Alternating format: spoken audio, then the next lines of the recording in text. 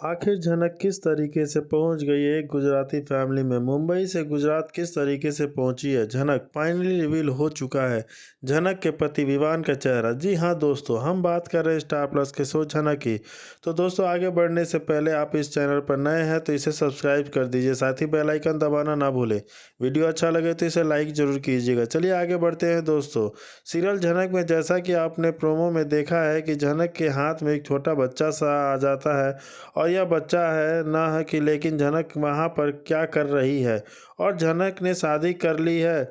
आप यह भी देख रहे होंगे कि वहाँ पे एक औरत कहती है कि यह बच्चा हमसे तो नहीं चुप हो रहा, तुम्हारे हाथों में ही जाकर यह चुप होगा, यानी तुम इसकी माँ हो तो इसे पता चलेगा कि अपनी माँ के गोद में तो बच्चा चुप हो जाएगा।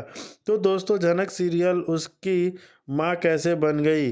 अब अभी तक तो झनक सिंगल थी, उसकी शादी ही नहीं हुई थी। अब यह बच्चा इतनी जल्दी बच्चा कहाँ क्या लीप आ गया। दरअसल दोस्तों, ऐसा कुछ है ही नहीं।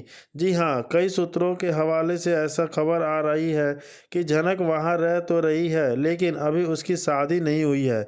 जी हाँ, झनक तो अभी भी अनिरुद्ध से ही प्यार करती है और हमेशा अनिरुद्ध से ही प्यार करती रहेगी, लेकिन उसने शादी का डिसीजन कभी भी किसी के साथ लिया ही नहीं है सिवाय अनिरुद्ध के। तो फिर अगर झनक शादीशुदा नहीं हो तो अपने मांग में सिंदूर कैसे लगा रही है। दरअसल यह सब एक नाटक का हिस्सा होने वाला है। जी हाँ, विवान जो कि उसका पति है, अनिरुद्ध का बहुत अच्छा दोस्त है, सबके सामने वह ऐसे दिखाएगा कि झनक मेरी बीवी है, उसका पति हूँ, लेकिन ऐसा कुछ भी दोस्तों नहीं है। दरअसल आप देखने वाले हैं कि जहां झनक मुंबई में किडनैप हो चुकी होती है और गुंडे उसके पीछे पड़े होते हैं, झनक के जैसे तैसे कर बाहर बचने की कोशिश करती है, लेकिन यहां भागते समय भागते भागते वह एक ट्रक के अंदर घुस जाने वाली है। जी हां, उसके हाथों पैरों में बहुत चोट भी लगी होती, लेकिन भागते भागते वह एक ट्रक में जाकर छुप जाएगी और जब वह ट्रक में जाकर छुपेगी ना तो वह ट्रक ड्राइवर को भी पता नहीं चलेगा। लेकिन जब ये वाली ट्रक जो है गुजरात जाके पहुंचेगी तब यहाँ पे ट्रक ड्राइवर को थोड़ा सा अंदेशा होगा कि शायद हमारे ट्रक में कोई है, क्योंकि यहाँ पे ब्लड के निशान दिखाई दे रहे हैं। जब दोस्तों यहाँ पे अंदर तलाशी ली जाएगी तो झनक अंदर सोई पड़ी हुई मिलेगी और उसके हाथ पैर में काफ़ी खून के भी निशान होंगे, काफ़ी सारी चोट भी लगी होगी। ये ट्रक ड्राइवर झनक को नीचे उतारते हैं के लिए कहेंगे, वेल झनक का तो उस समय अपनी जान बचानी थी, उसे कहीं भी बस सेफली पहुंचा दिया जाए।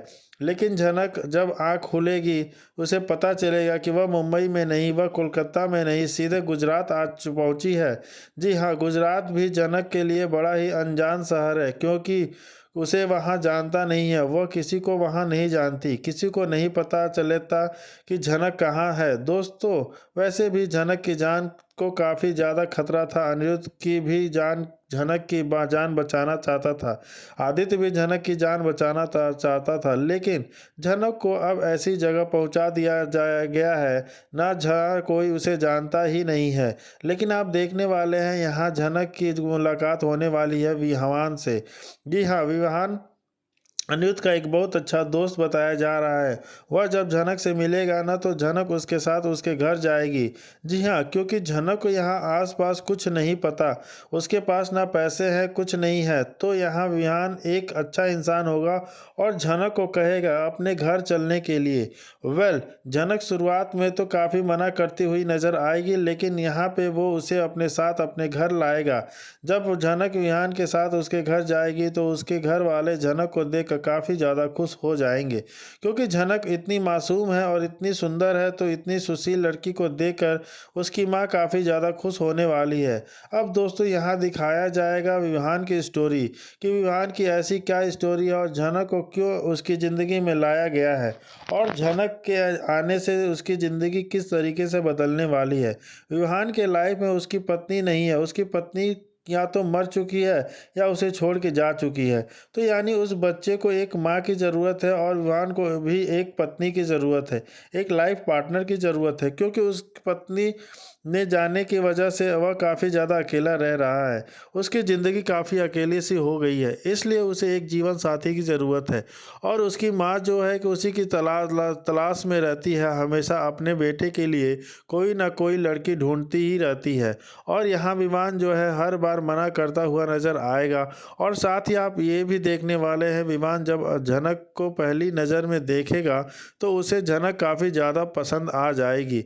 जी हाँ दोस्तों, हमेशा की तरह जो भी झनक को देखता है ना, पहली मुलाकात में वो लव एट फर्स्ट साइट हो जाता है। तो यहाँ पे झनक को देखकर विवान के दिल की घंटियाँ भी बजने लगेंगी। इसे झनक धीरे धीरे पसंद आने लगेगी, लेकिन झनक को इन चीज़ों में कोई इंटरेस्ट नहीं है। तो आप देखने वाले हैं झनक की ऐसी हालत देखकर विवान और उसके परिवार वाले पूछेंगे कि तुम इस तरीके से इस ट्रक में क्यों थी? तुम्हारा घर कहाँ है? तुम्हारे परिवार वाले कौन कौन हैं? और तुम इस तरीके से क्यों भटक रही हो?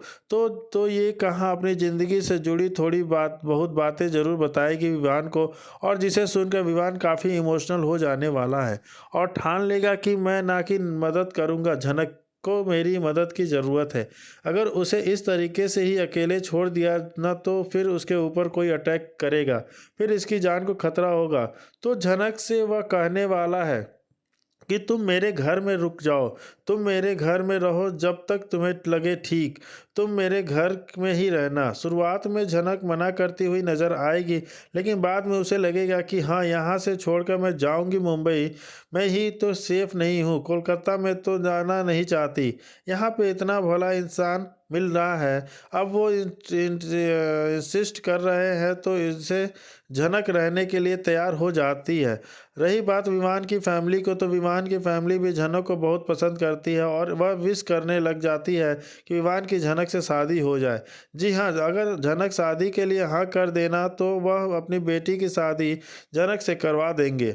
और रही बात इस बच्चे की, तो इस बच्चे को भी एक माँ की ज़रूरत है, तो इस बच्चे को भी एक माँ मिल जाएगी और मेरे बेटे की ज़िंदगी में भी खुशियाँ आ जाएंगी। आप यह भी देखेंगे कि झनक अभी इन सब बातों से अनजान है, उसे तो सिर्फ यहाँ पे एक सहारा दिया गया है रहने के लिए, उसे ऐसा लगता है। लेकिन धीरे धीरे करके झनक इन सबके दिल में जगह बनाती हुई नजर आएगी। मतलब यह भी कि झनक जिसके भी घर जाती है उन सबके अच्छे से मतलब घुल मिल कर रह करके वो बातें करती है, उनके घर का काम करती है और ऐसे कर करके जो उनकी ज़िंदगी में जो है शामिल हो जाती है।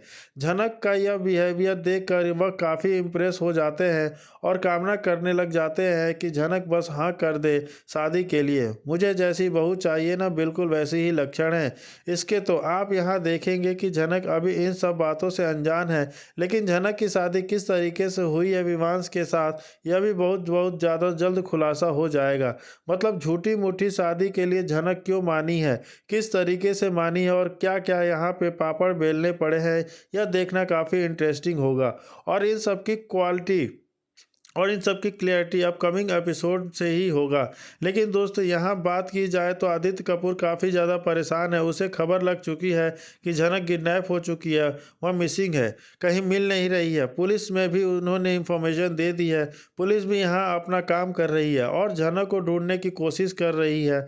और इस सब बात की अपडेट भी आदित्य ने अनिरुद्ध को दे दी है। अनिरुद्ध यह सुनकर काफ़ी ज़्यादा परेशान है। यहाँ पे अनिरुद्ध ऑलरेडी अपनी फैमिली ड्रामा के में बिजी है। मतलब उसकी फैमिली का और लालौन की फैमिली का ऑलरेडी जो है यहाँ पे लड़ाई झगड़ा चल रही रहा है। अब तो दोस्तों यहाँ लालौन की पूरी फैमिली बस्ती से उठकर बोस हाउस में रहने के लिए आ चुकी है, जिसकी वजह से बोस फैमिली काफ़ी ज़्यादा परेशान है, खास करके शुभो, विपाशा और तनुजा। अनिरुद्ध को यहाँ भरपूर लालौन के साथ है, उसका सपोर्ट कर रहा है, उससे वादा कर रहा है कि जो भी पैसे मेरे पापा ने आप से लोगों से ठगे हैं, आपके पिताजी से लिए ठगे हैं, मैं वापस कर दूंगा। तो दोस्तों यहाँ लालौन के साथ रहकर तो बोस फैमिली काफ़ी ज़्यादा परेशान होने वाली है। लेकिन लालौन किस तरीके से और अब इनको मज़ा खाएगा और स्वाद बताएगा कि गरीबी का क्या होता है। जब पैसे होते हैं ना, तो इंसान गरीबों को बिल्कुल देखता भी नहीं है और अपने पैरों की धूल तक नहीं मानता। और अब आपकी हालत बिल्कुल वैसी ही हो चुकी है। यह घर मेरा है, लेकिन आपको शुक्र मानना पड़ेगा और यहाँ पे आपको काफ़ी शुक्र गुजारा होना पड़ेगा हमारा कि हमारे आपको इस घर में रहने दे रहे हैं।